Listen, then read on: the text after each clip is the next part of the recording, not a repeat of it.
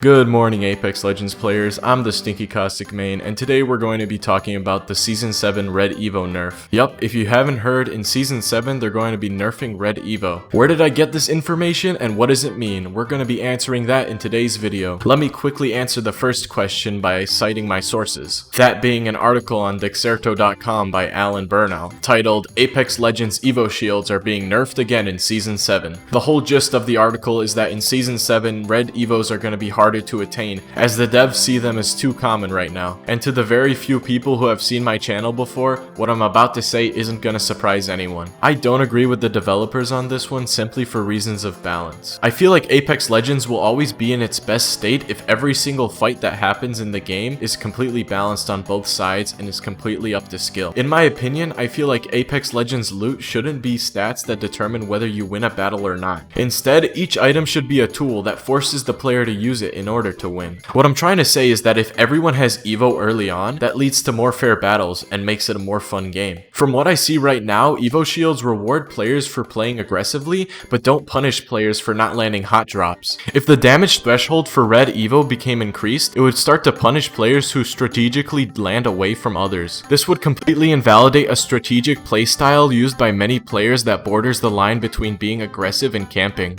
And though this change will be done to make sure camping isn't a possible strategy, it's going to have the inadvertent side effect of eliminating every strategy that isn't full aggro, or at the very least making it extremely hard to win with one, which is very hypocritical from the devs that nerfed health in the beginning of Season 6 to promote a more tactical style of play. I feel like if Respawn ends up removing an entire playstyle from the game, it's going to have the same amount of backlash from the players that enjoyed playing like that, and it's going to end up like the Season 6 EVO nerf. Luckily, Respawn did say that they're going to add a public test server, so most of the player base might not even see these changes hit the light of day. In my opinion, Respawn could have avoided so many mistakes if they just put all their changes into a public test server. Apex doesn't even update as constantly as its competitors, so a public test server shouldn't be an issue, especially if Respawn is concerned with the public's view of the game, more specifically the dedicated community that plays this game every day, because from where I'm standing, it looks like the biggest threat to Apex's player counts isn't new people not joining, but rather veterans leaving. Respawn knows the backlash they receive anytime they tamper with the veterans' playstyle. Hopefully they find out that by making Red EVO harder to attain, they're going to achieve this once again. So what? Are they supposed to never change the game so that veterans have something to play? Instead, I'm just hoping that the public test server they promised comes out before this change, so that they realize it's a bad idea. This is only a plan from Respawn coming in an update that's further than 30 days away. And while there's nothing to stress about right now, it's important for Respawn to listen to what the community wants over big changes like this. EA owns their own game distributing service, so it wouldn't be hard to implement a public test server for Apex Legends, especially since it's an easy fix to make sure Respawn doesn't have to do experiments in the live servers. Instead, putting questionable changes into these public test builds so that the players can see for themselves what they're getting into. After all, when the customer is the one giving the money, the customer is always right, and a public test server would make sure the customer doesn't ever get something they don't want.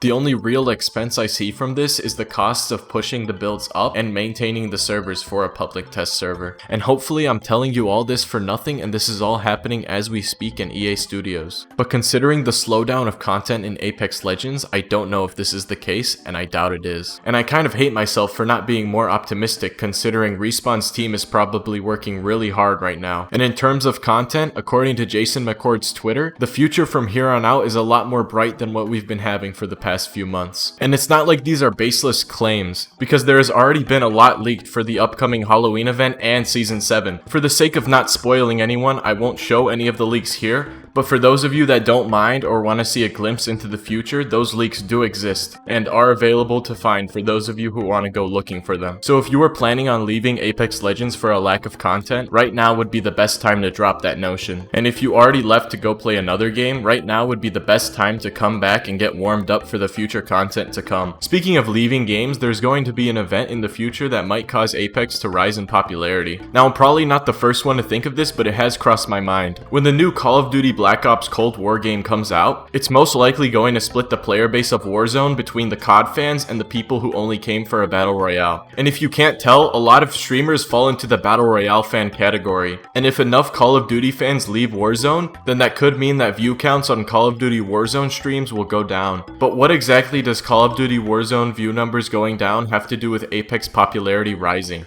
Well, it comes down to one of the most influential streamers on Twitch, Shroud, voicing his opinion that Apex is still the best battle royale game on the market. If Warzone starts to die down and Shroud isn't getting as much viewers, then he could make the decision to come back to Apex Legends, and in turn, many other streamers will follow in his footsteps. And someone with as much influence as Shroud could probably bring Apex back on top. Maybe above Warzone, but not Fortnite, considering it has the unbeatable advantage of appealing to children. But for the general older audience of Twitch, Apex might be the next big thing, especially since the devs are taking steps toward accelerating the production of content as well as listening to the community. And that leads me back into the EVO nerf. If Respawn manages to mess up the gameplay flow of Apex Legends once again during this very crucial time, they could miss out on having success on a silver platter. Apex Legends has the perfect opportunity to steal players from Call of Duty, and if a very harsh balance change manages to take away the community that's already there, Respawn could miss their chance to bring in an influx of new players on top of them. Out of every single Apex Legends season apart from the initial release, Season 7 has the biggest chance to bring the player base back to where it was. When Battle Royale fans see that Call of Duty fans are starting to leave Warzone, they're gonna look for something else to play, and when they see that Apex Legends introduced a new map and a whole heap of new content and events, they're going to want to play that first. And all Respawn needs to do is make sure the gameplay flow stays as iconic as ever. And especially in this crucial time, the only time they should be experimenting with gameplay styles is in a public test server or long after the release of Season 7. I'm no analytics major, I'm just a player who sees the stars aligning and wants what's best for the game. And I just want the devs to know that this is the perfect chance to make the game come back on top. And though I didn't mention them in this video, crossplay as well as the Switch and Steam release are early signs that Respawn already knows this and planned on capitalizing over it. EA and Activision have been the biggest rivals in FPS games since the beginning of time, and it's no secret to anyone that Activision loves to release Call of Duty games yearly. So the slowdown of content for Season 7 might actually have been in the cards all along. An elaborate yet simple to understand plan to steal players from Call of Duty. Anyway, that's all I got for today. If you liked the video, thumbs up and subscribe. Leave a nice comment. This was the Stinky Caustic Main, logging off. Hopefully until next time, which will be very soon. All I have left to say now is peace out.